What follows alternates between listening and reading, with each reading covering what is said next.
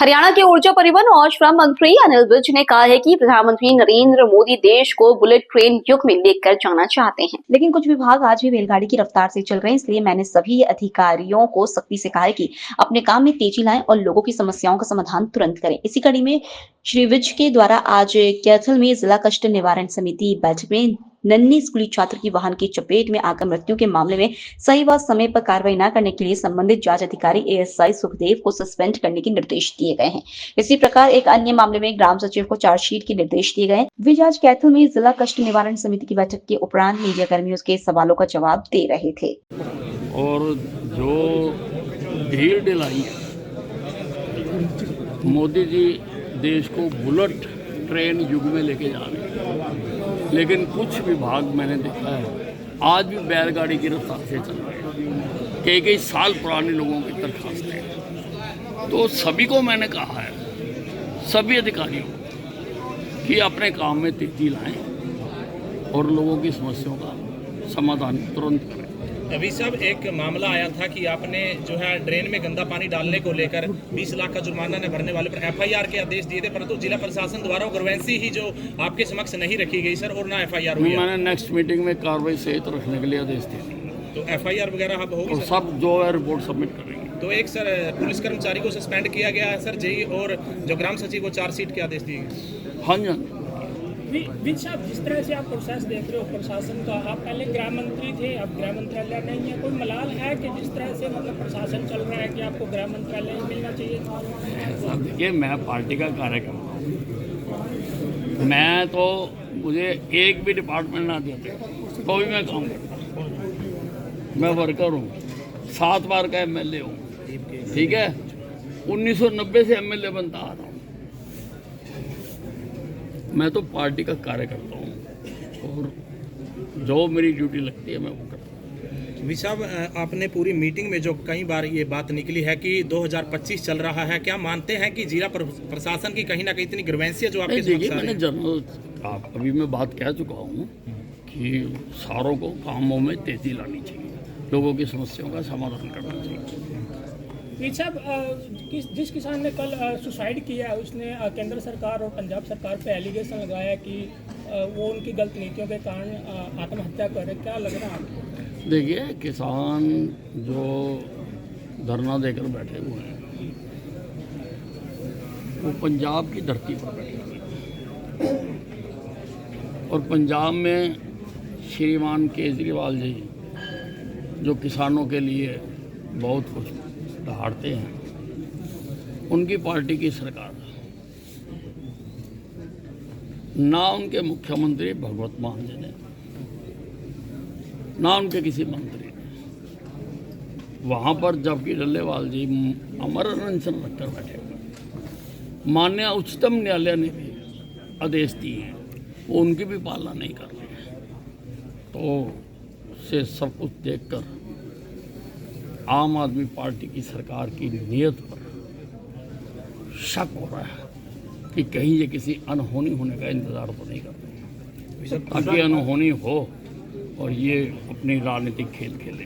तो आप डल्लेवाल का जो आमरण अनशन है, क्या आप अनिल विज को सपोर्ट कर रहे हैं उनके अनशन को? देखिए, मैंने आपको बताया कि पंजाब की धरती पर बैठे हुए हैं और पंजाब की सरकार को उनसे बातचीत करके उसका हल करनी है। साहब, ट्रांसफॉर्म चेंज को लेकर आपने एक एसआईटी जो बनाई है, पूरी रिपोर्ट देगी उसमें सर, क्या कुछ सर मिली थी? नहीं, देखिए, एक एलिगेशन आया यहाँ पर कि डिपार्टमेंट प्राइवेट में पैसे मांगकर काम करने के लिए तैयार है।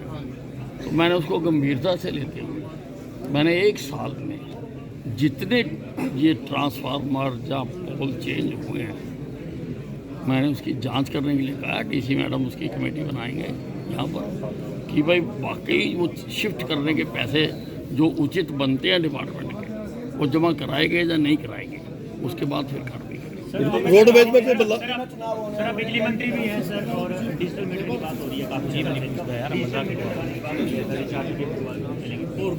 नहीं, स्मार्ट मीटर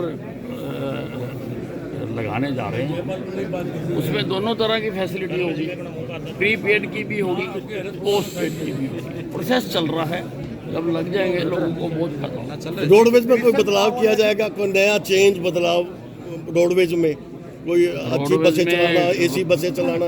रोडवेज में जाके देखो ना, चेंज नहीं हो रहा। अपने बस स्टैंड जाके देखो, सारे रहने के कहीं जाके देखो। हम बसें भी नहीं खरीद रहे हैं, 750 बसें हम नहीं खरीद रहे हैं। और सारे बस स्टैंडों पर लोगों को पौष्टिक भोजन मिले, अच्छा भोजन मिले, साफ सुथरा भोजन मिले। इसके लिए मैंने डिपार्टमेंट को कहा है कि पहले तो वो जो हमारा टूरिज्म विभाग है उससे बात करके देखे कि अगर वो सारे हमारे बस स्टैंडों पर भोजन दे सकते हों तो ताकि लोगों को अच्छा मिले। इतनी लंबी लंबी हम बसें चला रहे हैं, बच्चों को लेके लोग जा रहे हैं, लोगों ने रास्ते में खाना भी है, तो गंद वंद क्यों खाएं, अच्छा क्यों ना मिले। और ड्राइवरों के लिए भी, उनको भी, ताकि वो काम कर रहे हैं, उन्होंने भी रोटी खानी है, अच्छा मिले। और अगर टूरिज्म के साथ किसी कारण से ना हो सके तो फिर मैंने कहा कि रेलवे सारे हिंदुस्तान में यात्रियों को खाना खिला रही है,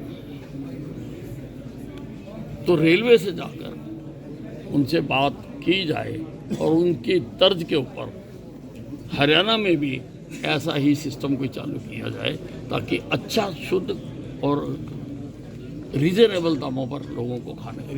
लोकल से लेकर ग्लोबल तक की खबरों के लिए देखते रहिए सच्ची रिपोर्ट। पंचायत समिति लूनी की साधारण सभा की बैठक शुक्रवार को पंचायत समिति सभागार में संसदीय कार्य विधि एवं विधिक कार्य मंत्री जोगाराम पटेल के मुख्य अतिथि एवं प्रधान वाटिका राजपुरोहित की अध्यक्षता में संपन्न हुई। संसदीय कार्य मंत्री पटेल ने कहा कि माननीय मुख्यमंत्री भजनलाल शर्मा के नेतृत्व में राज्य सरकार आम जन के कल्याण के लिए संवेदनशीलता एवं प्रतिबद्धता के साथ कार्य कर रही है। उन्होंने कहा, जन कल्याणकारी योजनाओं को धरातल पर पहुंचना प्रदेश सरकार की सर्वोच्च प्राथमिकता है। पटेल ने कहा कि प्रदेश सरकार कृषि एवं किसान कल्याण की दिशा में कृत संकल्पित होकर कार्य कर रही है। उन्होंने कहा कि प्रधानमंत्री किसान सम्मान निधि योजना की राशि 6,000 रुपए के साथ ही मुख्यमंत्री किसान सम्मान निधि योजना अंतर्गत 2,000 रुपए की राशि किसानों को दी जा रही है। पटेल ने कहा कि क्षेत्र के किसानों को आदान अनुदान की राशि शीघ्र उनके बैंक खातों में हस्तांतरित की जाएगी। मूंग की फसल का बीमा क्लेम भी किसानों को शीघ्र दिलाया जाएगा।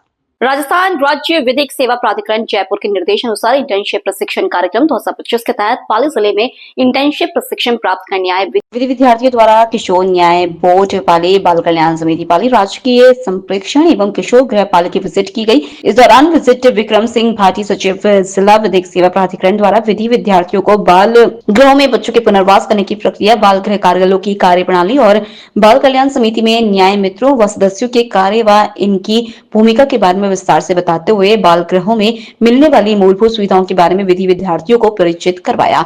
इसके साथ ही बाल पीड़ित प्रतिकार सहायता समिति की कार्यप्रणाली के बारे में भी अवगत कराया।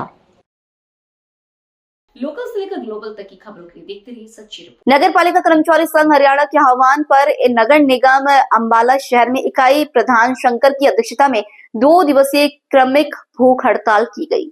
शुक्रवार को भूख हड़ताल के दूसरे दिन 20 से अधिक कर्मचारी भूख हड़ताल पर बैठे। प्रधान शंकर ने कहा कि हरियाणा सरकार की वादा खिलाफी व नगर पालिका कर्मचारी संघ हरियाणा के साथ सरकार की कई दौर की वार्ता व जो 2022 को मंत्री के बीच समझौता हुआ था, उस समझौतों के पत्र को 2.5 साल होने के बाद भी आज तक जारी नहीं किया गया।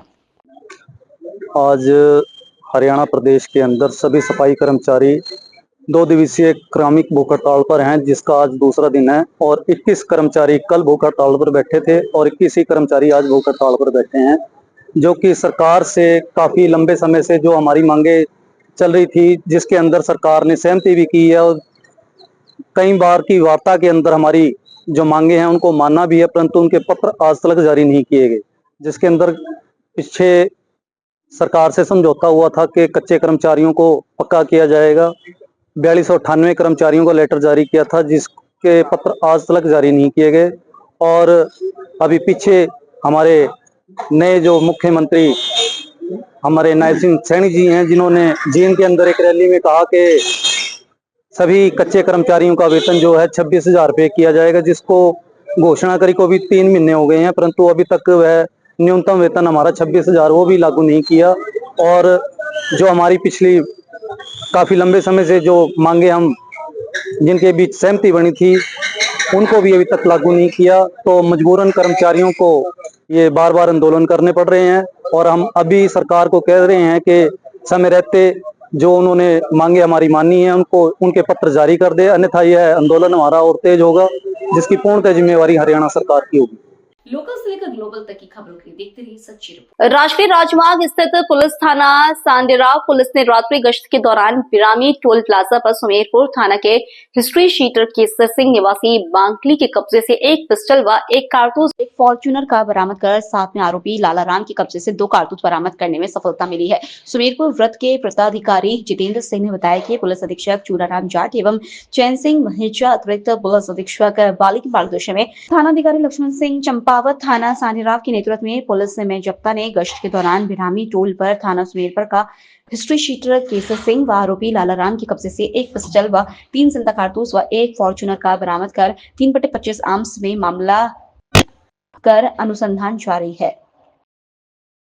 लोकल से लेकर ग्लोबल तक की खबरों के लिए देखते रहिए सच्ची रिपोर्ट। आहत को राहत के उद्देश्य से भजन फाउंडेशन ने प्रदेश के जरूरतमंदों को ठंड से बचाने के लिए राहत वाली गाड़ी को दिनांक 6 जनवरी 2025 को जयपुर से रवाना किया है। डॉक्टर कुणाल शर्मा जी के मार्गदर्शन में कार्यक्रम की शुरुआत की गई और प्रोग्राम एडमिनिस्ट्रेटर गौरव शर्मा के सहयोग से कार्यक्रम को आगे बढ़ाया गया। यह गाड़ी गुरुवार को धौलपुर में स्थित जनाना अस्पताल के पास पहुंची। वहीं डॉक्टर विजय सिंह भार्गव वाटिका में, विमल भार्गव मयूरी अस्पताल में, डॉक्टर राधेश्याम गर्ग वीको एरिया में, पीयूष श्रीवास्तव व मोना पवार और वेब इन्फो इंडिया व अन्य के सहयोग से कार्यक्रम संचालित हुआ। इस अवसर पर टीम के साथ पंकज श्रीवास्तव, कुलदीप कुंतल, महेंद्र सिंह आदि ने संस्था की तरफ से ऊनी व वस्त्रों का योगदान किया। लायंस क्लब जोधपुर ग्रेटर द्वारा पश्चिमी राजस्थान हस्तशिल्प उत्सव 2025 में भव्य प्रथम बार ऐतिहासिक 11 दिवसीय रक्तदान शिविर का शुभारंभ किया गया। यह प्रथम बार किसी संस्था द्वारा जिसमें 11 दिन प्रतिदिन रक्तदान शिविर लगाया जा रहा है, जिससे जरूरत में जीवन दान के लिए उपयुक्त रक्त की व्यवस्था की जा सके।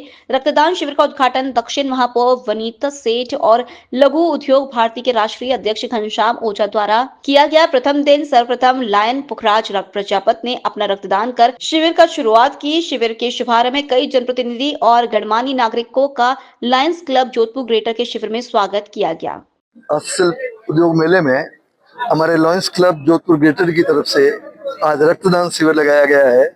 ये रक्तदान शिविर 11 दिन तक चलेगा और इसमें मेले में आने वाले जो भी आदमी रक्तदान करेंगे उससे एक रक्तदान से 4 आदमी की जान बचती है। तो हमारा प्रयास रहेगा कि ज़्यादा से ज़्यादा लोग करें। हमारी पूरी टीम यहाँ जुटी हुई है और लायंस क्लब का बहुत बड़ा सेवा का काम ही है, हम सेवा का ही काम करते हैं। धन्यवाद। जो कि जोधपुर में बहुत ही एक एक्टिव क्लब है। हमारा मुख्य उद्देश्य सेवा ही है और ये एक विश्वव्यापी संस्था है और हमारी कोशिश है कि यहाँ आज जो कैंप शुरू किया है उसमें लाखों लोग आएंगे और ब्लड डोनेशन करें और ब्लड डोनेशन के बारे में समझें। ये एक जागरूकता का मामला है कि जिससे लोग जागरूक हो और ब्लड डोनेट करें। ब्लड डोनेट करने से क्या फायदे हैं और ब्लड डोनेट करने से हमको क्या ऊर्जा मिलती है और समाज में ब्लड डोनेशन की क्या आवश्यकता है, इन सब की काउंसलिंग भी हम इस कैंप के माध्यम में कर रहे हैं। तो मकसद है एक चेतना, एक जागरूकता डेवलप करनी। लायंस क्लब के मार्फत हम ये कैंप लगा रहे हैं और लोगों को मोटिवेट कर रहे हैं कि आप ब्लड डोनेशन करें और ब्लड डोनेशन के बारे में समझें। क्षेत्र पंचायत सदस्य प्रतिनिधि मुबारक अली पुत्र फागू निवासी खदेमवा पिपरासी ने ग्राम पंचायत सचिव अभिषेक सिंह के चैम्बर में ग्राम विकास से जुड़े नॉट यूज प्रमाण पत्र लेने के दौरान हुए विवाद में जमकर मारपीट का आरोप लगाया है। ये घटना विकासखंड पडरौना के ब्लॉक परिसर में घटी, जिसमें ग्राम प्रधान चंद्रशेखर सिंह के पुत्र भरत सिंह पर गंभीर आरोप लगाए गए हैं। मुबारक अली के अनुसार वह अपने गांव के विकास कार्यों से संबंधित दस्तावेज के लिए सचिव अभिषेक सिंह से मिलने गए थे। इसी दौरान पहले से मौजूद ग्राम प्रधान चंद्रशेखर सिंह के पुत्र भरत सिंह ने उनके साथ बहस शुरू की और देखते ही देखते विवाद ने हिंसक रूप ले लिया। आरोप है कि भरत सिंह ने सचिव के चैम्बर में ही मुबारक अली के साथ मारपीट की। यह घटना ग्राम सचिव और ब्लॉक परिसर में मौजूद अन्य सदस्यों के सामने हुई। आज ब्लॉक पे पडरौना ब्लॉक पे जी आपकी तो कोई घटना हुई है, घटना क्यों हुई, कैसे बताएंगे विस्तार से? हम गए थे नोटिस लेकर साइन कराने के लिए नादे का सचिव से, तो सचिव साहब को नोटिस दिए तो सचिव साहब कह रहे हैं कि मीटिंग में वीडियो साहब कहें कि बढ़िया से उसको जांच कर लीजिए, उसके बाद साइन करिए। हम कहें ठीक है साहब दीजिए, तब हम लेकर जा रहे हैं, फिर कल कर दीजिएगा। तो वहीं डूमर भर के प्रधान के लड़के बैठे थे, वो नोटिस हमसे छीनने लगे। तो हम कहे प्रधान जी आपका इसमें कोई गाँव नहीं है। उसी पे गाली देने लगे, माधर चौध अभी मारेंगे 50 जूता। हम कहे प्रधान जी ये क्या बोल रहे हैं। उसके बाद से वो हमको मारने लगे। तो वहाँ से हम किसी तरह बचाव करके अपना भाग के इधर आए, तो अपने क्षेत्र पंचायत सदस्यों से बताएं। लगभग ये 12:30 बजे टाइम का ये घटना है। आपका पूरा नाम क्या है? मुबारक अली। बीडीसी हैं जी। यहाँ के बीडीसी खरदमा प्रदेश क्षेत्र पंचायत सदस्य प्रतिनिधि हैं। अच्छा, प्रतिनिधि हैं जी। तो नादक के प्रधान के पुत्र जो है आपके साथ मारपीट किया? नहीं, वो डुमर भार के। जी। तो ये ब्लॉक में मारपीट हुआ है? जी, ब्लॉक में ही हुआ है। तो अब सचिव के सामने ही हुआ है। सचिव के सामने हुआ, अधिकारी ब्लॉक के सचिव है उनके सामने। आप लोग की मांग क्या क्या है? हम लोग की मांग है कि बुला के उनके वो कार्रवाई हो, मुकदमा लिखा जाए। थाने में दिखा दिए? थाने में दिखा दिया गया। न हो। देखिए, मैं तो यही कहना चाहता हूँ कि एक बाप के 2 लड़के हैं, लेकिन एक के साथ ऐसा बदलाव क्यों किया जा रहा है? इसे अगर मान लीजिए सचिव नहीं, हम लोगों के सचिव वीडियो सचिव कौन आपके यहाँ? हमारा सचिव वीडियो साहब है। वीडियो साहब है? हाँ। तो यही पे आए थे कि आप लोग? जी नहीं, हम लोग ग्राम सभा के सचिव के पास गए थे, नोटिस के लिए गए थे। ग्राम सभा के सचिव के लिए। सचिव आपके ग्राम सभा सचिव कौन है? वहाँ के सचिव अभिषेक सिंह थे। अब मिले हैं वो? जी। उन्होंने नहीं कहा कि क्या सब क्यों? उन्होंने भी कहा कि ये प्रधान जी बहुत गलत कर रहे हैं आप, यहाँ ये सब करना अच्छा नहीं। वो भी उनको पकड़े, रखा थाने पे दिए हैं? जी। लोकल से लेकर ग्लोबल तक की खबरों के लिए देखते रहिए सच्ची रिपोर्ट। अम्बाला शहर होलसेल कपड़ा मार्केट में आज नगर निगम की टीम ने पीला पंजा चला इंफ्रोचमेंट हटाने का काम किया। इस दौरान निगम की टीम को विरोध का सामना भी करना पड़ा। दरअसल निगम की टीम कष्ट निवारण समिति की बैठक में पहुंची। एक शिकायत के बाद कार्रवाई करने पहुंची थी। अम्बाला शहर स्थित एशिया की सबसे बड़ी होलसेल कपड़ा मार्केट में आज नगर निगम की टीम ने पीला पंजा चलाया और अतिक्रमण हटाने का काम किया। दरअसल निगम की टीम कष्ट निवारण समिति की बैठक में पहुंची। एक शिकायत के बाद कार्रवाई करने पहुंची थी। इस दौरान अतिक्रमण हटाने पहुंची निगम की टीम को दुकानदारों के विरोध का सामना करना पड़ा। इसके बाद टीम ने दुकानदारों को जरूरी सामान हटाने का समय दिया और जेसीबी की मदद से खड़े तोड़ने का काम किया। दुकानदारों ने बताया कि उन्हें 2 दिन पहले नोटिस दिया था और आज अचानक निगम ने उनके दुकानों पर कार्रवाई कर दी। उन्हें सामान हटाने का समय दिया जाना चाहिए। कष्ट निवारण समिति की बैठक के दौरान कपड़ा मार्केट में इंक्रोचमेंट होने की शिकायत पहुंची थी, जिस पर नगर निगम की टीम कार्रवाई के लिए पहुंची और अतिक्रमण हटाने का काम किया। सर जेसीबी आई है कार्रवाई करने के? सर पहले तो कंप्लेंट गई थी, किस दुकानदारों ने डाले थे, 1-2 दुकानदारों ने, लेकिन उसके बाद कार्रवाई रोक दी गई थी। पर अचानक से एकदम नोटिस दे दिया और 2 दिन का टाइम दिया। हमने मांगा था भी, हम ज्वाइंट कमिश्नर के पास गए थे, उन्होंने हमें कहा गया था कि हम आपका ये समाधान निकालेंगे कि बरसात आती है, नहर आता है, उसमें शेड की परमिशन दे देंगे। लेकिन अचानक से आगे इन्होंने आज कार्रवाई कर दी। कितने दिन पहले नोटिस दिए थे? नोटिस 4 या 5 दिन पहले नोट जारी किया था सर उन्होंने। और सर उसके बाद हम कह रहे हैं कि पहले ये आक्रमण तो हटवा दो।